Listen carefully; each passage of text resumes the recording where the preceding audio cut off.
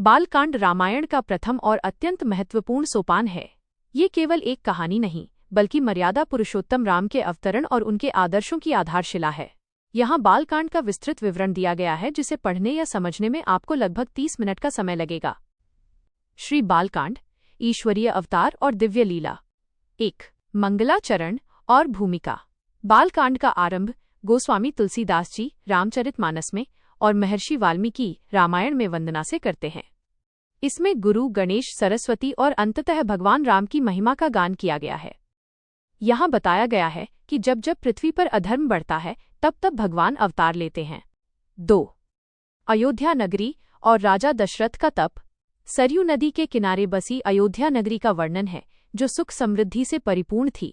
वहाँ के राजा दशरथ न्यायप्रिय और धर्मनिष्ठ थे, लेकिन उन्हें एक ही दुख था, उनकी कोई संतान नहीं थी। पुत्रकामेष्टि यज्ञ। गुरु वशिष्ठ की आज्ञा से श्रृंगी ऋषि ने पुत्रकामेष्टि यज्ञ संपन्न किया। अग्निदेव ने प्रकट होकर हविष्य खीर दी, जिसे दशरथ ने अपनी 3 रानियों कौशल्या, कैकेयी और सुमित्रा में वितरित किया। 3. भगवान का प्राकट्य। राम जन्म। चैत्र मास की 9वीं तिथि को पुनर्वसु नक्षत्र में साक्षात भगवान विष्णु ने कौशल्या के गर्भ से जन्म लिया। चारों भाई, कौशल्या के पुत्र राम, कैकेयी के पुत्र भरत और सुमित्रा के 2 पुत्र लक्ष्मण और शत्रुघ्न हुए। पूरे अयोध्या में आनंद छा गया। चारों भाइयों का बचपन प्रेम और संस्कारों के साथ बीता। लक्ष्मण जी का राम के प्रति और शत्रुघ्न जी का भरत के प्रति विशेष अनुराग था। 4. विश्वामित्र का आगमन और ताड़का वध। जब राम और लक्ष्मण किशोर अवस्था में थे, तब महान ऋषि विश्वामित्र राजा दशरथ के दरबार में आए। उन्होंने अपने यज्ञों की रक्षा के लिए राम और लक्ष्मण को साथ ले जाने की मांग की। प्रथम युद्ध। मार्ग में राम ने राक्षसी ताड़का का वध किया, जो ऋषियों को परेशान करती थी। विश्वामित्र ने प्रसन्न होकर राम को अनेक दिव्य अस्त्र शस्त्र प्रदान किए। यज्ञ रक्षा। सुबाहु का वध हुआ और मारीच को राम ने बिना फल वाले बाण से 100 योजन दूर समुद्र पार फेंक दिया। 5. अहिल्या उद्धार। मिथिला जाते समय मार्ग में एक निर्जन आश्रम पड़ा, जहां गौतम ऋषि की पत्नी अहिल्या पत्थर की शिला बनी हुई थी।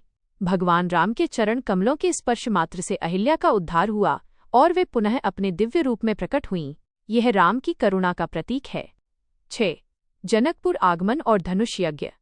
राजा जनक ने अपनी पुत्री सीता के विवाह के लिए एक शर्त रखी थी। जो भगवान शिव के भारी धनुष पिनाक पर प्रत्यंचा चढ़ाएगा, वही सीता का पति बनेगा। बड़े बड़े राजा और अहंकारी योद्धा उस धनुष को हिला तक न सके। धनुष भंग। विश्वामित्र की आज्ञा पाकर राम उठे और उन्होंने सहज ही धनुष को उठा लिया। जैसे ही उन्होंने उसे झुकाया, वो बीच से टूट गया। ब्रह्मांड में भीषण ध्वनि हुई और सीता जी ने राम के गले में जयमाला डाल दी। 7.